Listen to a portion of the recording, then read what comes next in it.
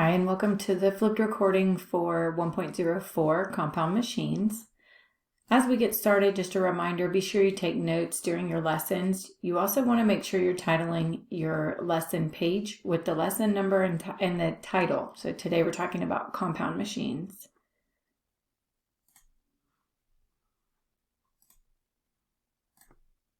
All right, so here we go. Getting into the lesson, compound machines. So a bicycle may seem like one big machine, but actually it's different simple machines working together to make the bicycle stop and go.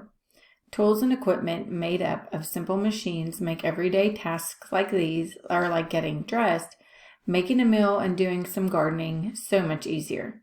In this lesson, you will explore how simple machines work together in compound machines to perform simple tasks. So there's always the optional student guide that can be helpful and a helpful addition to your notes. So a couple of definitions here that you need to make sure you know. Machines make work easier by changing the strength or the direction of a force. A simple machine is a machine that makes work easier when a single force is applied. In other words, it does work with one movement. So recall from the previous lesson that there are 6 types of simple machines. You have a lever, inclined plane, screw, wedge, wheel and axle, and pulley. You want to make sure you have each of those in your notes with the definition and maybe a drawing as well. And as you might guess from the name compound machine, they are made up of 2 or more simple machines. And like all machines, they make work easier by changing the strength or direction of a force. However, a compound machine may involve more than one movement, and more than one force may act on a compound machine. These bicycles are examples of compound machines. Keep reading to find out how simple machines combine to create compound machines. So you can look at the picture here and see a lot of different simple machines put together. So here's a graphic organizer that might help you be able to put together just some concepts about compound and simple machines. You can print that off and put it in your notes as well, but it is not required. So a compound machine is made up of more than one simple machine, and it may be the same kind of simple machine. The metal clasp of a zipper is made of 3 wedges. When you zip up your jacket, you slide the metal clasp up. 2 wedges inside the clasp push the teeth of the zipper closed as it slides up. When you unzip your jacket, 1 wedge inside the metal clasp splits the teeth of the zipper apart as you slide it down. The upward and downward forces you apply as you slide the clasp are redirected sideways by the wedges to open and close the zipper. Combining different simple machines. Compound machines can also be a combination of different types of simple machines. Just about everyone has a can opener in the kitchen. You might be surprised to know that a can opener combines 3 different types of simple machines. It is made up of a wedge, a wheel and axle, and 2 levers. So if you remember, a wedge is anything that has a blade. So the blade is a wedge that cuts through the metal as the can opener moves. So that's up here. The wheel and axle is what you use to turn the can opener. So you turn the wheel and the wheel turns the axle. The axle turns the gears to keep the can opener gripped to the can and help it move. The gears also turn the wedge that cuts the can. Levers. So down here you've got the arms of the can opener, and they act as levers. When you squeeze them over the lid of the can, the blade attaches to the lid's edge. Bike parts are simple machines. So a bicycle also combines several different types of simple machines to do work. You have wheel and axle, which are the wheels. You've got levers, which the pedals are part of a lever. The gear shifts and brake control the handlebars, and those are levers too.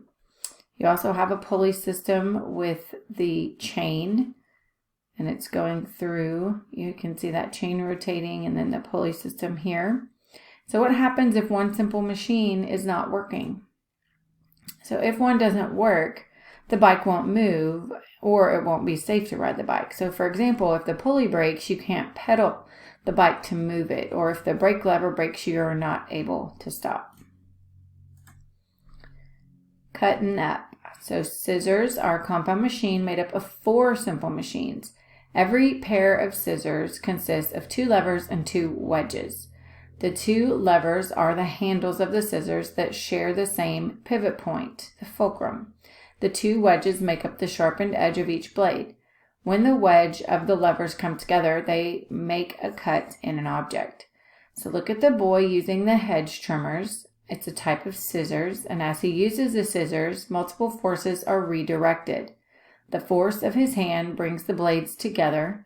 The top hand that's moving the handle down raises the bottom blade up, and the bottom hand that's moving the handle up moves the top blade down.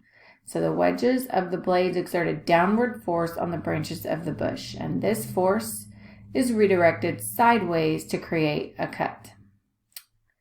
So here's a way you can try it yourself if you were to get some scissors and cut paper, just to look at the forces that you're putting on the handles and seeing which way the object is cut. So work, force, and distance in compound machines. Recall that work is represented by the equation work equals force times distance. Notice the capitalization here too, that is important. In other words, to complete the same amount of work, you can decrease the amount of force you need to use by spreading it over a longer distance. Or you can decrease the amount of distance you need to cover by increasing the amount of force you use. Look at how this relationship applies to compound machines. Suppose you use scissors like the top pair with long blades and a short handle. The force of the blades coming together is spread along the blade's length. Therefore, you can make a long cut, but the force of the cut is weak. This tool is good for cutting paper and fabric.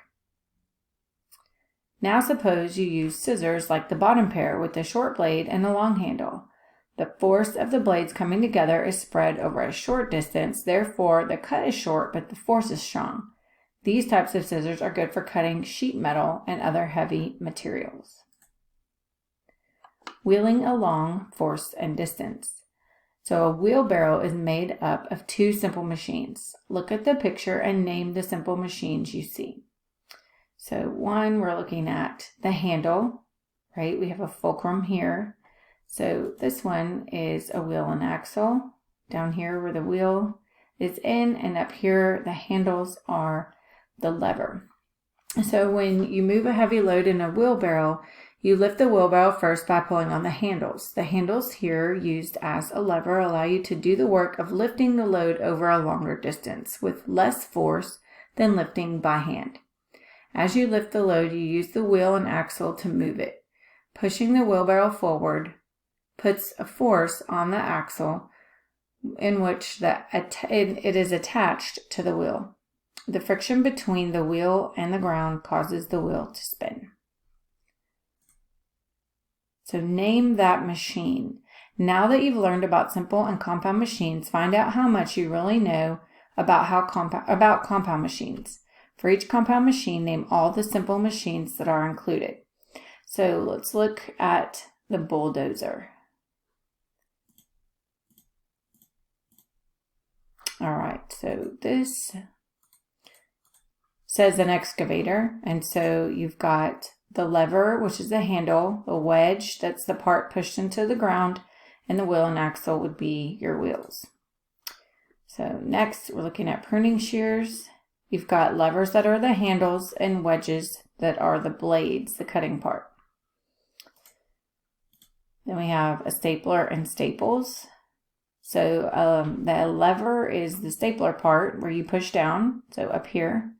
And the wedges would be the staples where they have the sharp point that are pushed down into the paper. Next, a pencil sharpener. You have a lot going on here.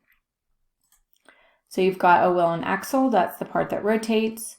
A wedge, that's the part that sharpens the pencil.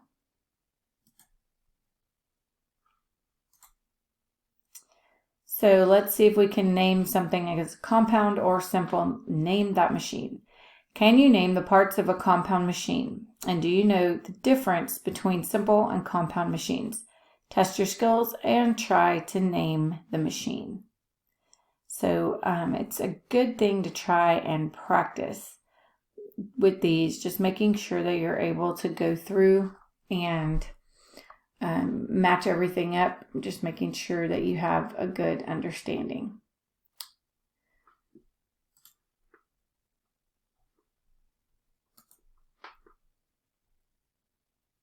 All right, so as we wrap up, let's check a couple of things. Compound machines are made of the following simple machines: levers, wedges, wheels and axles, screws, pulley, and inclined planes. Many tools in and around the homes are made up of more than one simple machine. Look at the bicycle diagram. There are 4 components that are simple machines. Which simple machine is which?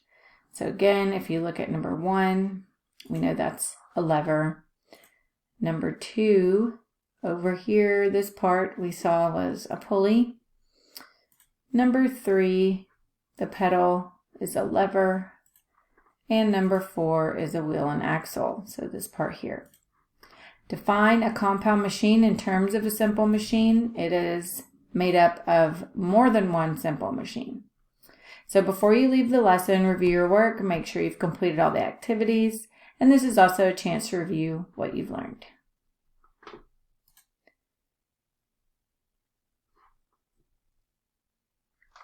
All right, that completes the end of 1.04.